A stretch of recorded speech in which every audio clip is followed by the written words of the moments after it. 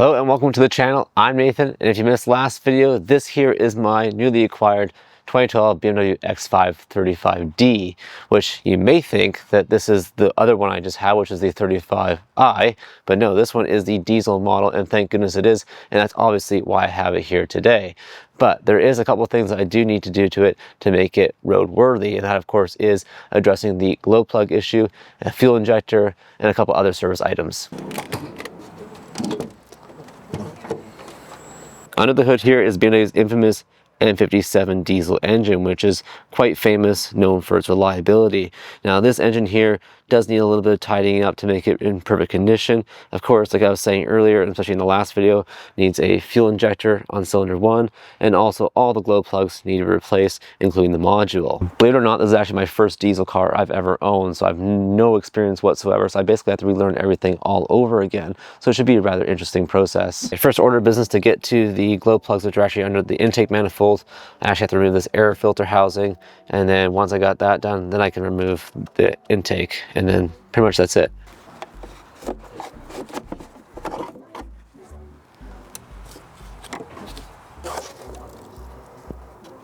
You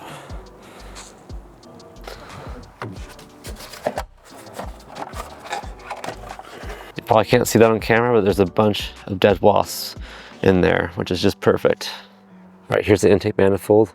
So I basically just have to get all these bolts undone and then also unbolt this right here, and then it should come off. Now that I have that brace off the front here, it's easier to get this hose off, so I don't have to worry about it now.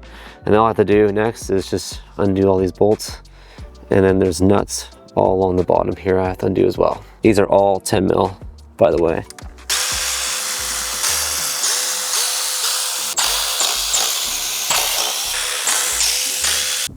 I'm just gonna get my camera in the back to see if there's anything else like connectors or any bolts that I may have forgotten, because it's hard to see back there. Okay, there's definitely one more electrical connection, and there is one more bolt at the bottom of the intake manifold. Okay, I actually forgot a couple things. There are some bolts here for the dipstick. One more thing underneath here. There always is. There's always something else. Okay. And as you can see, there is a bit of carbon deposit, which apparently is very common for these engines. So I will be eventually, not in this video, I will be eventually doing a carbon cleaning on all this stuff. But for now, I want to make sure it runs good. So in here are all the glow plugs. So you have cylinder 1, 2, 3, 4, 5, and 6. And I'm basically going to remove all these glow plugs, and actually as I'm doing it, I'm going to be doing a compression test. So I want to make sure that this engine is nice and healthy. So just to ensure that I'm not buying a lemon, I'm going to do that as I go to make sure it's perfectly fine. So I'm actually doing this in reverse order. I'm going to start with cylinder 6 here at the very back, and as you can see, I've already taken out the glow plug, and this is what it looks like. It's hard to tell, but it's really gunked up there. I'm sure this is probably one of the original glow plugs. So I have this little adapter here, which I'm going to install where the glow plug was, and then I can compression test it. So I've already pulled the fuse out of the luggage compartment, which is fuse 105, which is a 20 amp fuse. This one that would have gone right there. So now we're good to start it up.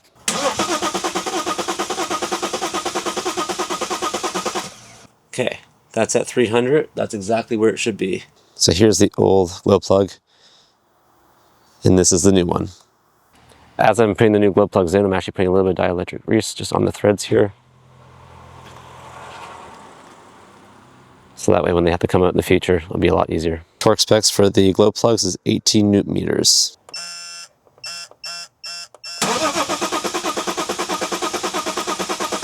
That is also the same as the last cylinder, which was about 300, just slightly under.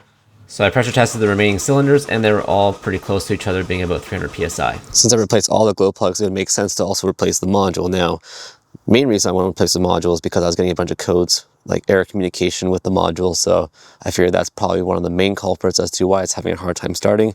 And apparently these only last certain amount of kilometers anyways, so I'm gonna replace it, but apparently it's really hard to get to because it's under a bunch of coolant hoses just over here by my right finger. Okay, after much struggle, I got it out. And this one looks to be original. I don't see a BMW part number on it, but just here in the back, just a bunch of numbers. So this one's a new one.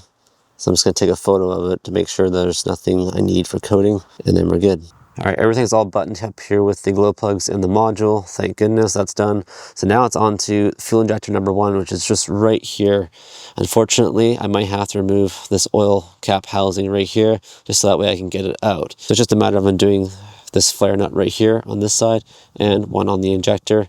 And then once that's off, I should be able to pull it out. Now that I removed the oil cap housing, I have easier access to this fuel injector right here and its rail. I'm gonna take a guess, and that's number 17.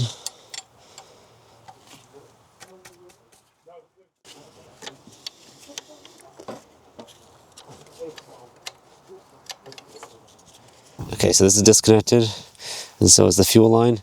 So now I just have to take off these 10 mil nuts on either side of the fuel injector, and then it should come right out. To help me get the injector out, I actually have this tool here. It's like a slide hammer. This actually just threads onto the top of the fuel injector, and then it should pull right out.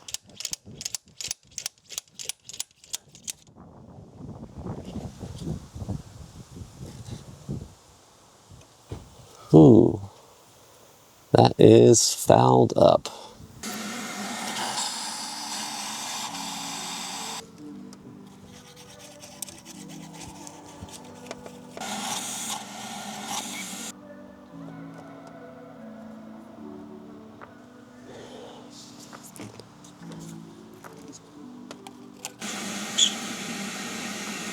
Here is a lovely new fuel injector.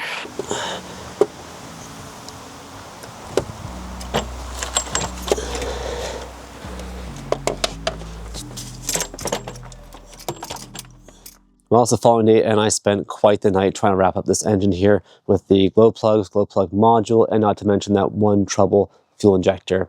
Now, everything's done here, fortunately, but of course there is a couple other things that I found. One of those things is brake fluid. Now, from the outside, it doesn't look all that bad, but believe me, it's pretty green in there, and I know that it shouldn't be that color.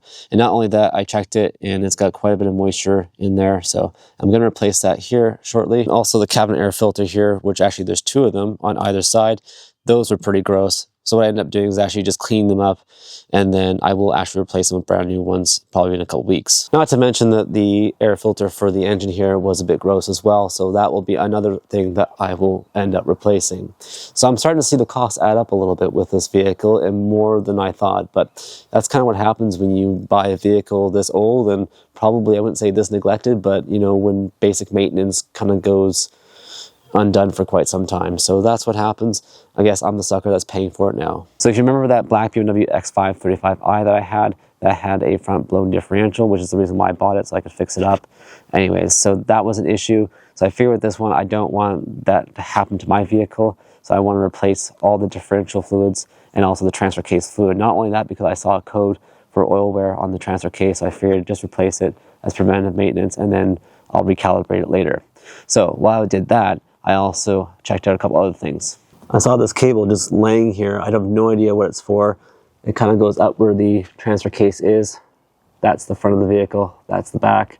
So yeah, this cable just basically was just hanging there. No idea what it does. But there is also a couple of other cables here and connectors, which I think these are just for the DPF system, which is like the diesel particulate filter and all that stuff. So I don't think that has anything to do with the vehicle anymore. I'm sure it'd throw an error code. But that's what this cable is. It's just some part of the old diesel emission system, and that doesn't need to do anything with the vehicle anymore. The one thing when I was down here I was going to replace is actually the fuel filter. And actually, to be honest, it looks like it's the original because it has the original clamp right there. And on this side, well, I think it's got the BMW logo, but again, it's hard to tell. So I am going to replace it just as preventative maintenance. These should actually be done, I would say, probably close to 50,000 kilometers. It's just one more thing I'm going to do as preventative maintenance because I don't want this vehicle to have any potential issues in the future. Okay, the first order of business is getting off this hose clamp right here, which I'm just going to use a flathead screwdriver and just pry it off.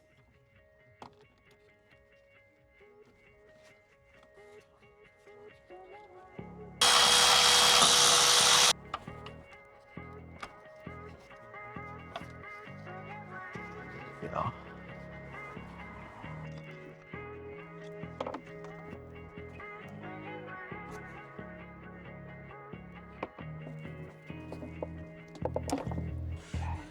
Look at all that diesel going to waste. Put on the new one here. So I'm just gonna put on these sleeves again. All right, just gotta put that back together, and I'm gonna write a date and kilometers on it. Refuel filters in. I've written here at the top the month and the year, and then down below the kilometers. Don't mind my messy writing, it's as good as I can get for this angle. The last thing I'm gonna do is the brake fluid in this video. And as you can see, I've already extracted all the old brake fluid, and this is what came out. So this brake fluid is not supposed to look green, it's supposed to look more like a clear fluid. Unfortunately, over time, it degrades and actually gets moisture in it, which causes your pedal to be quite spongy when you go to press on the brake. So this should be clear, so that's what we're gonna do now. We're gonna put some new brake fluid in the reservoir. Having done a lot of brake fluid changes on Audi and Volkswagens, the adapter here, which comes with this power bleeder, goes right onto this BMW, which is really good. So that means I can use this so I don't have to have someone pump the pedal as I'm bleeding all the nipples. So working with brake fluid, you have to be extremely careful of painted surfaces because it will cause it to basically corrode. And that would not be nice on a nice car like this. So we're just going to fill this up quite a bit. I'd rather have more than not enough. So I'm going to pressure this to 15 PSI, which is what you would want when you're bleeding all the brakes. So I'm actually just leaving it here at 15 PSI because I want to make sure that it's maintaining pressure here at the reservoir and it's not leaking anywhere, especially in these lines, especially as they age, they become brittle. Okay, let's go to our first brake bleed screw, which we're going to do is on the rear right of the vehicle. And then once we're going to do that, we're going to go over to the rear left side and then the front right, and then obviously right here, the front left. So this is the rear right side here. So as you can see, I have one of these little catch cans, which is actually designed to hold the fluid, and not only that, but not to have any fluid and any air go back into the system here. I'm gonna take my 11 mil flare wrench here and just put it right on the bleed nipple.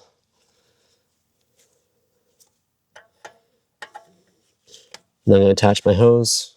And as you can see, the fluid's flowing through the top and then down into the can right here. At the same time that this fluid is going through into this can here, the pressure from the power bleeder will drop.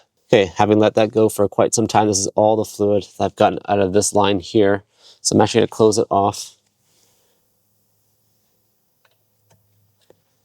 Okay, I just pumped up the power bleeder again. Now I'm going to do the rear left side.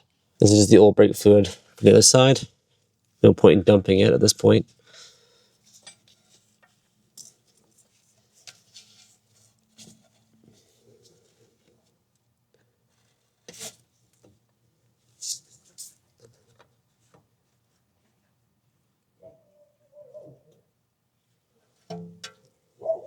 You can see all the bubbles coming through there.